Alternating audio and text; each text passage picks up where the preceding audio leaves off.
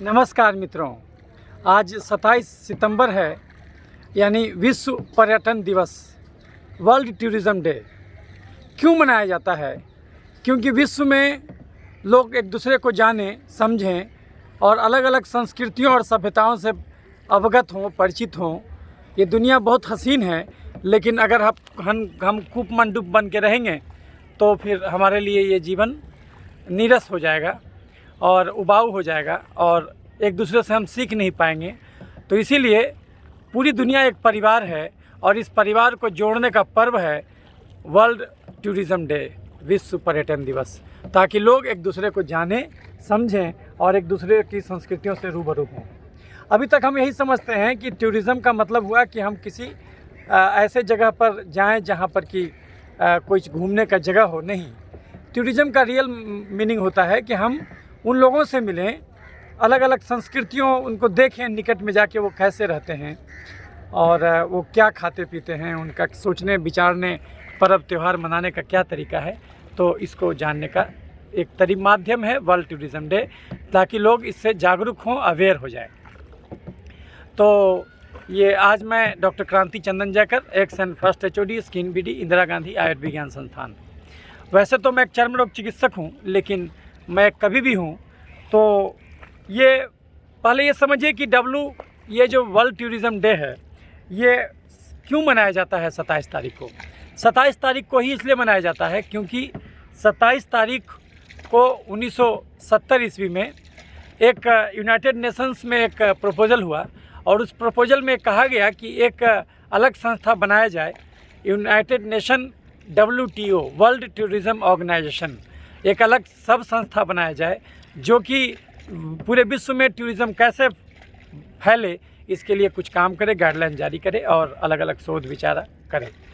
तो इसीलिए क्योंकि उस दिन बनाया गया था, इसलिए उस दिन को ही दिन चुना गया। कब से मनाया जाता है? सन 1980 ईस्वी से ये मनाया जाता है। तो हम और भी चर्चाएं करेंगे इस मुद्दे पर, विश्व पर्यटन दिवस के बारे में। लेकिन उससे पहले मैं कभी भी हूँ तो विश्व पर्यटन दिवस पर मैंने एक कविता लिखी है। पहले एक कविता आपके सामने प्रस्तुत करना चाहूँगा, उसके बाद फिर हम लोग चर्चाएं करेंगे। तो मित्रों, प्रस्तुत है विश्व पर्यटन दिवस पर घुमक्कड़ी करती मेरी कविता। दुनिया को समझें और जानें, घूमक्कड़ बन जाएं हम, धरती के दृश्यों को आओ अवलोकित कर आएँ हम। जीवन है एक दरिया, लहरों में ही घुलते जाना है, आज यहाँ कल वहाँ, समय संग कल कल बहते जाना है। जीवन एक नदी है और उसके प्रवाह में सतत बहते जाना है, इसी का नाम जीवन है।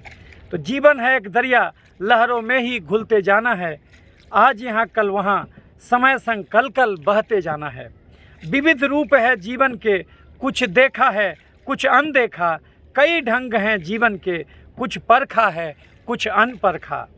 जीवन के हर रंग से आओ अब रंगी हो जाएं हम, जैसे बादल खुले व्योम में यायावर बन जाएं हम।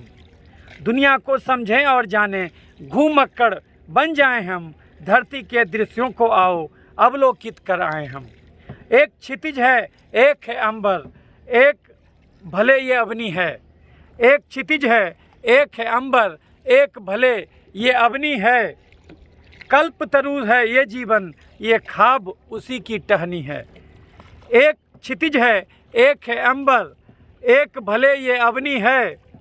कल्प तरु है ये जीवन, ये ख्वाब उसी की टहनी है। द्वीप कई हैं पर्वत, नदियाँ कितनी सारी है। द्वीप कई हैं पर्वत, नदियाँ कितनी सारी हैं। शहर कई हैं, गांव कई हैं, प्रांत भी कितने सारे हैं। देश कई हैं, भेष कई हैं, झील ये झरने सारे हैं। भाषा बोली रहन सहन भी देखो कितने सारे हैं। ये दुनिया वसुधैव कुटुंबकम, घटक एक बन जाएं हम, देखें कुदरत की सुंदरता, पर्यटक यहाँ बन जाएं हम। दुनिया को समझें और जानें, घूमक्कड़ बन जाएं हम, धरती के दृश्यों को आओ अवलोकित कर जाएं हम। बचपन घूमे यौवन घूमे वृद्ध जहान में, उम्र नहीं है कोई बंधन जिंदा दिल परवान में। बचपन घूमे यौवन घूमे घूमे विरध जहान में, उम्र नहीं है कोई बंधन, जिंदा दिल परवान में। शरद उष्ण या पावस मौसम, नहीं है कोई रोक कभी। शरद उष्ण या पावस मौसम, नहीं है कोई रोक कभी। हर मौसम में घूम रहे पंछी नीले आसमान में। नैसर्गिक है सुंदरता, महसूस इसे कर जाएं हम। समय चुराकर व्यस्त पलों में यात्री एक बन जाएं हम। दुनिया को समझें और जानें, घूमक्कड़ बन जाएं हम। धरती के दृश्यों को आओ अवलोकित कर आए हम।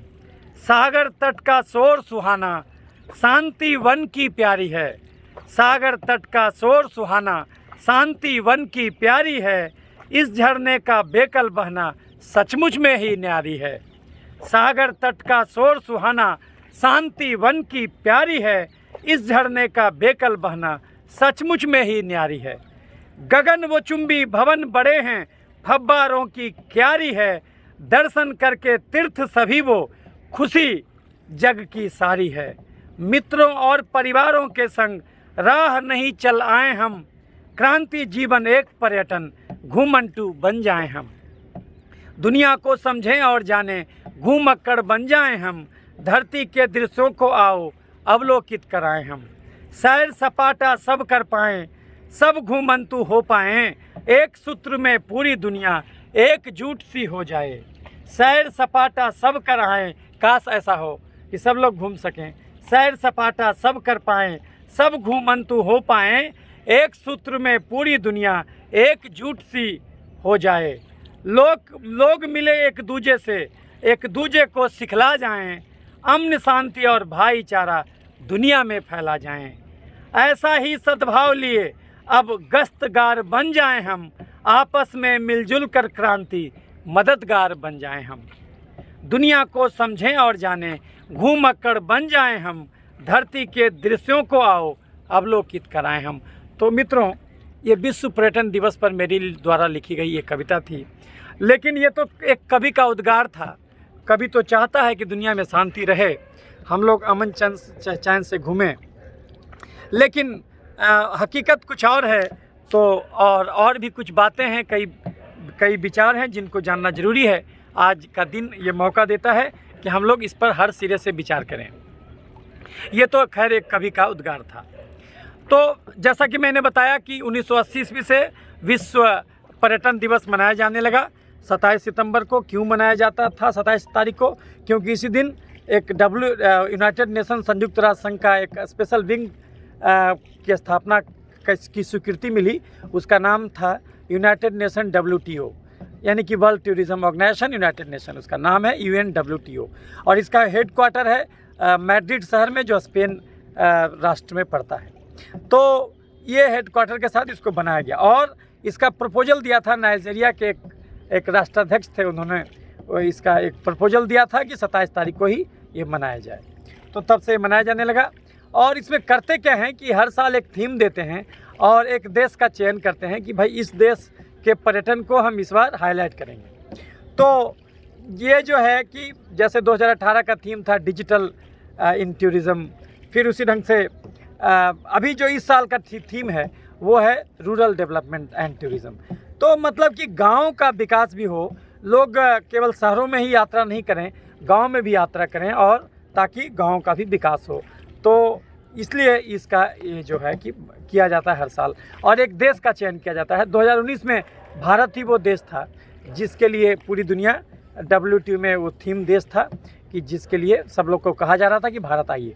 इस बार का थीम है, इस बार का जो देश है जहाँ पर कि जो भेजा जा रहा है लोगों को, कहा जा रहा है कि जाइए घूम के आइए, वो है डिजिबूटी नामक देश है जो कि पूर्वी अफ्रीका में है। और ये बहुत छोटा सा देश है और ज़्यादा नहीं, 20-25 लाख लोग रहते हैं यहाँ पर, और बहुत छोटा सा देश है लेकिन बहुत प्यारा देश है। प्रकृति की सुंदरता से भरपूर देश है और समुद्र तट के किनारे देश बसा हुआ है, पूर्वी अफ्रीकी देश है। तो आदिस अबाबा और डिजिबूटी को इस बार जो शहर बोला जाता है कि यहाँ पर घूम के आइए, तो इसको ये बनाया गया है। तो इस बार थीम यही दिया गया है। तो ये तो खैर ये हो गई। और भी जाने कि पर्यटन जो है बहुत अच्छा उद्योग होता है। अगर आप 1 करोड़ रुपया किसी भी धंधे में लगाइएगा तो ज़्यादा से ज़्यादा आप 55 आदमी को रोज़गार दे पाइएगा। लेकिन ऐसा लोगों का रिसर्च है कि अगर आप पर्यटन उद्योग में आप 1 करोड़ लगा रहे हैं तो 79 आदमी को आप रोज़गार दे सकते हैं। यानी कि ये सबसे ज़्यादा लोगों को रोज़गार, सबसे कम पैसे में सबसे ज़्यादा लोगों को रोज़गार मुहैया कराने का एक बहुत बड़ा व्यवसाय है। तो इसको ये ना केवल आपको एनरिच करेगा कल्चरली, हेरिटेज वाइज भी एनरिच नहीं करेगा केवल, बल्कि ये आपको इकोनॉमिक का भी अच्छा खासा स्रोत है। बहुत सारा देश है जो अपना इनकम का मोर देन 50% पर्यटन उद्योग से ला रहा है, जैसे मॉरिशस हुआ, जैसे बहुत सारे देश हैं। तो वो अपना सारा का सारा जो मैक्सिमम बिजनेस है वो उनका वो पर्यटन व्यवसाय है। भारत में भी जो है कि अगर आप वर्ल्ड का रैंकिंग कीजिएगा तो वर्ल्ड इकोनॉमिक फोरम है, जो कि इसका एक निकालता है, एक नॉन गवर्नमेंट ऑर्गेनाइजेशन है। और ये क्या करता है, एक इंडेक्स जारी करता है कि जो टूरिज़्म एंड टूर का जो एक इंडेक्स है कि सबसे अच्छा कहाँ पर है, तो उसका एक इंडेक्स जारी करता है। तो ये जो रिसेंट इंडेक्स जारी किया है और इस इंडेक्स के हिसाब से जो है कि भारत का रैंक जो है इस बार 34वां है। हालांकि पिछले बार से ये 6 अंक ऊपर गया है भारत, और ये जो है कि भारत पिछले बार 40वें रैंक पर था, इस बार 34वें रैंक पर है। आपको जानने की दिलचस्पी होगी कि सबसे टॉप पर कौन है। तो सबसे टॉप पर जो है वो है आपका स्पेन है, सबसे टॉप पर रैंक नंबर 1 है। और ये रैंकिंग किस आधार पर किया जाता है, करीब 4 गो मुख्य मुद्दा रहता है और उसके अलावा 14 गो उसका सब मुद्दा है, उस पर वो लोग रैंकिंग करता है। और भारत का जो स्थान है वो कल्चरली रिच हेरिटेज साइट जो है भारत में अच्छा खासा है। भारत में यूनेस्को वर्ल्ड हेरिटेज साइट 37 है, तो 37 यूनेस्को वर्ल्ड हेरिटेज साइट है। भारत में 29 स्टेट है और करीब 4000 शहर है और 6,20,000 गांव है। तो इसलिए भारत के पास एक ऐसा देश है जहां पर संसाधन की कमी नहीं है। हमारे देश में आपको समुद्र भी मिल जाएगा, नदियां भी मिल जाएंगी। अभी हम गंगा नदी पर, जो भारत की सबसे बड़ी नदी है, इस पर हम विचरण कर रहे हैं। तो उसी के साथ आपको गंगा का भी नज़ारा दिखा रहे हैं, पटना शहर का वो नज़ारा है, तो आप देख सकते हैं एक साथ जो है कि ये पटना शहर का नज़ारा है। तो कहने का तात्पर्य हुआ कि भारत में, जैसा हमने बताया कि यहाँ पर आपको समुद्र तट भी है, यहाँ पर पहाड़ भी हैं, यहाँ पर आपको रेगिस्तान भी है, आपको हर प्रकार का जंगल भी है, आपको जिस प्रकार का भी चाहिए वो सारे प्रकार का पर्यटक स्थल यहाँ मिल जाएगा। और भारत रहस्यमय से भरा हुआ देश है, तो आपको बहुत सारा मिस्टिसिज्म भी यहाँ पर उपलब्ध होगा, बहुत सारा धर्म, अध्यात्म, विज्ञान, ये सबको समझने और सोचने विचारने का मौका आपको यहाँ मिलेगा। इसलिए बहुत लोग यहाँ पर आते रहते हैं। तो वो गांव में भी जाके देखते हैं कि लोग यहाँ पर कम से कम पैसे कमा के खुश क्यों रहते हैं। ये अगर जिनको दिलचस्पी हो जाता है वो गांव में चले जाते हैं और वो देखते हैं कि जो है कि भारत, वैसे तो यहाँ पर जो है कि बिलो पॉवर्टी लेवल की 30 करोड़ जो आबादी है, BPL फैमिली है, 30% जो है कि आबादी है। तो उसके बावजूद भी भारत में खुशी क्यों है, ये देखने के लिए लोग यहाँ पर आते हैं। तो हमने बताया कि जो विश्व पर्यटन दिवस की जो जैसा मैंने बता रहा था कि ये बहुत बड़ा इंडस्ट्री है। और अगर आप देखिएगा कि कितना योगदान है, तो वर्ल्ड के GDP में, पहले जान लीजिए पूरे विश्व में जो है कि जो करीब 1 अरब 40 करोड़ पर्यटक इधर से उधर जाते हैं। ये फॉरेन टूरिस्ट, मतलब एक फॉरेन टूरिस्ट इधर से उधर गया, ऐसे करके वर्ल्ड का डाटा निकालिएगा तो ये आएगा 1 अरब 40 करोड़ लोग। और ये वर्ल्ड का जो GDP है, ये वर्ल्ड के GDP का करीब आज के ज़माने में 10% जो है टूरिज़्म से किसी न किसी जुड़ा हुआ है, किसी न किसी ढंग से वो जुड़ा हुआ है। वैसे तो देखिएगा तो 3% आता है। अगर डायरेक्ट जोड़िएगा कि वर्ल्ड का जो टोटल GDP है उसमें कितना % टूरिज़्म सेक्टर का हिस्सा है, तो 3% आएगा डायरेक्ट। लेकिन अगर इनडायरेक्ट भी जोड़िएगा कि टूरिज़्म के चलते और जो इकोनॉमी फैल रहा है, तो अगर उसको भी साथ में ले लीजिएगा तो ये 10% हो जाएगा। यानी 3% वर्ल्ड GDP का जो है कि आपका टूरिज़्म उद्योग से आता है। तो ये तो वर्ल्ड का आंकड़ा हो गया। भारत में भी आप आइएगा तो भारत का जो भी जो GDP है उसका भी करीब 7 से 8% जो है आपका इनकम जो है वो आपका टूरिज़्म सेक्टर देता है। और ये जितना भी रोज़गार है भारत में, उस रोज़गार का करीब 10% जो है आपका टूरिज़्म सेक्टर में रोज़गार है। तो जैसा कि मैंने बताया कि अगर 1 करोड़ आप लगाइएगा तो टूरिज़्म सेक्टर में आप 79 लोगों को रोज़गार दे सकते, और जबकि आप जो है कि बाकी सेक्टर्स में केवल 55 आदमी को 1 करोड़ रुपया से रोज़गार दे सकते। तो ये कुछ आंकड़े हैं, तो जिनको जानने से आपको ये समझ में आएगा कि ये कितना ज़रूरी है टूरिज़्म का उद्योग। भारत का जहाँ तक सवाल है, तो भारत में जो पर्यटक आते हैं एक साल में, वो पिछले साल का जो आंकड़ा है वो करीब करीब, अगर आप डायरेक्ट जोड़िएगा कि केवल फॉरेनर को मिलाइएगा, तो फॉरेनर टूरिस्ट जो भारत में आ रहे हैं वो आ रहे हैं 1 करोड़ के आसपास। और अगर इसमें NRI भी जोड़ दीजिएगा, लेकिन जो कि इंडियन ही है और पर्यटक बन के आ रहे हैं घूमने के लिए, तो नॉन रेसिडेंशियल इंडियन है, तो वो इसको जोड़ लीजिएगा तो 50 लाख वो भी आते हैं। तो आप जोड़ लिए करीब करीब 1.5 लाख लोग, 1.5 करोड़ लोग जो है भारत में घूमने के लिए आते हैं एक साल में। तो ये आंकड़ा पहले से बहुत बढ़ा है। 2014 से भारत में ई वीज़ा का स्कीम लागू हुआ, तो ई वीज़ा के साथ क्या हुआ कि करीब करीब 160 कंट्री है जहाँ का लोग जो है सिंपल ई वीज़ा फार्म भर के यहाँ पर टूरिस्ट वीज़ा पर आ सकता है। तो चूँकि बहुत लाल फीताशाही को कम किया गया है, तो आना आसान बनाया गया है, इसलिए लोग आ रहे हैं। और अब तो भारत एक बहुत ही उभरता हुआ देश है, क्योंकि यहाँ पर जो है आपका मेडिकल टूरिज़्म का भी एक बहुत बड़ा संभावना है। जितना टूरिस्ट आते हैं उसमें से 10% टूरिस्ट मेडिकल टूरिस्ट होते हैं, यानी वो इलाज के लिए आते हैं, क्योंकि यहाँ पर सस्ता इलाज मिलता है। हम खुद देखते हैं कि मैं एक चर्म रोग चिकित्सक हूँ, तो हम केवल भोजन बदल के ये जितना भी ऑटोइम्यून डिसऑर्डर है, SLE हुआ, डर्मेटोमाइसाइटिस हुआ, ये सब हम लोग जड़ से ठीक कर देते। तो अगर आप खुद सोचिए कि हमारे पास भी बहुत सारा फॉरेनर आता है इलाज कराने के लिए, तो उसी प्रकार से सोचिए और लोग, हम लोग तो खैर उतने फेमस नहीं हैं, लेकिन जितने लोग जो बहुत फेमस हैं, सोचिए वहाँ पर लोग कितने लोग आते होंगे। तो भारत जो मेडिकल टूरिज़्म में भी अच्छा खासा ये उभरा है, क्योंकि यहाँ पर इलाज सस्ता है। तो इलाज सस्ता है इसलिए लोग यहाँ पर आते हैं, और अच्छे डॉक्टर हैं यहाँ पर, तो इसलिए वो आते हैं यहाँ पर। तो ये भी एक उभरता हुआ क्षेत्र है। उसके अलावा आपको बिजनेस के लिए लोग आते हैं यहाँ पर, कुछ लोग धार्मिक रीजन से आते हैं।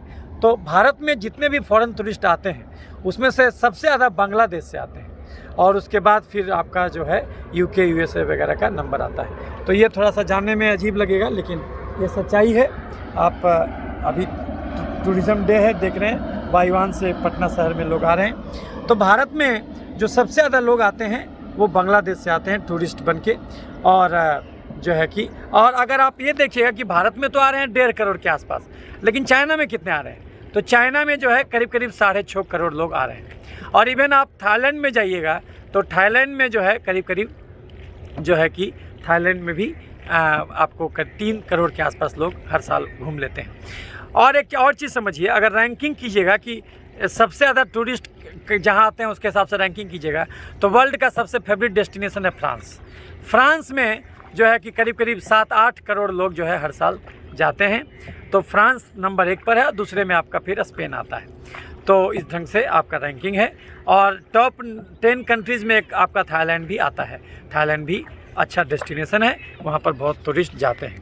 तो ये सब कुछ बातें थी जो कि आदमी को जानना चाहिए कि ये जो है कि आपका वर्ल्ड टूरिज़्म डे इस बात के लिए है कि आप जागरूक रहें कि आपके अगल बगल में क्या हो रहा है। अच्छा, बहुत लोग जो है अफोर्ड नहीं कर सकते कि जो है कि अलग अलग देश जाना, उतना फ़्लाइट का टिकट नहीं लगा सकते।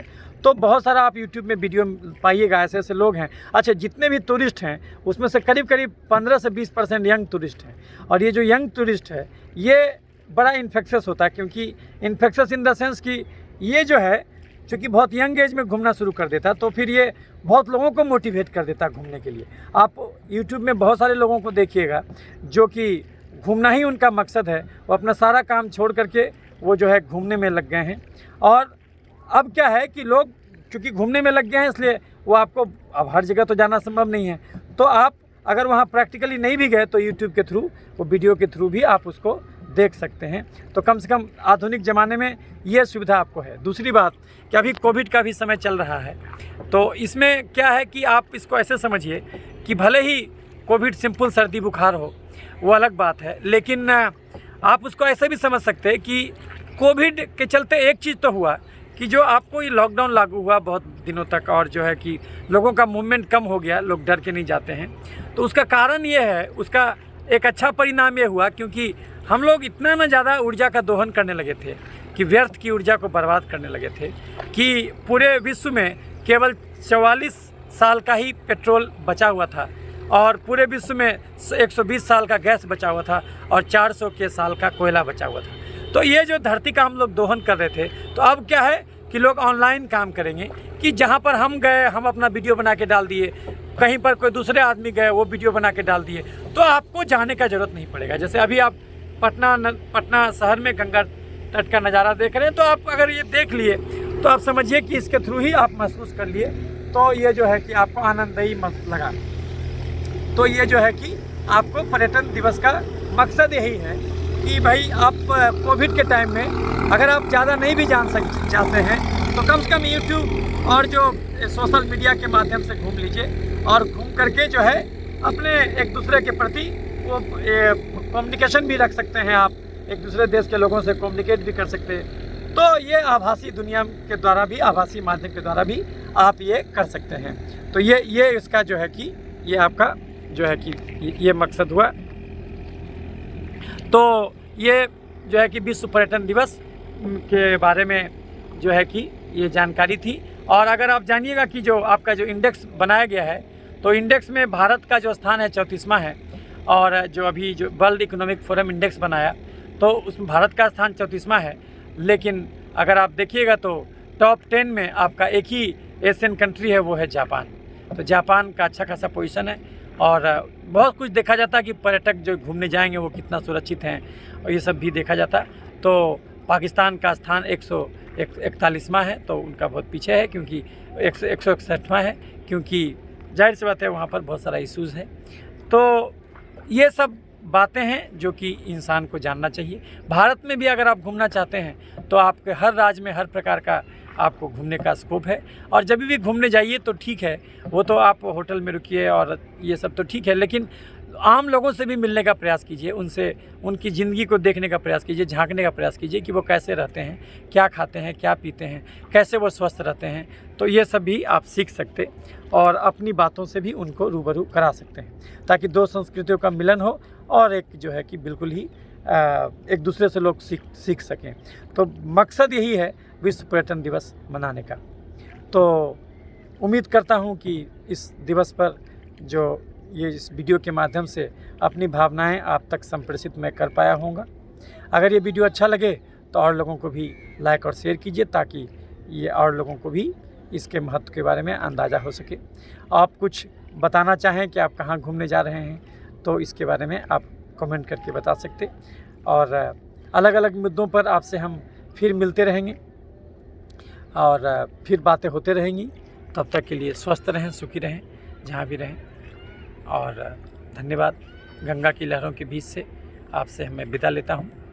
फिर मिलता रहूँगा किसी न किसी और माध्यम और किसी न किसी और मुद्दे को लेकर के मैं फिर आता रहूँगा।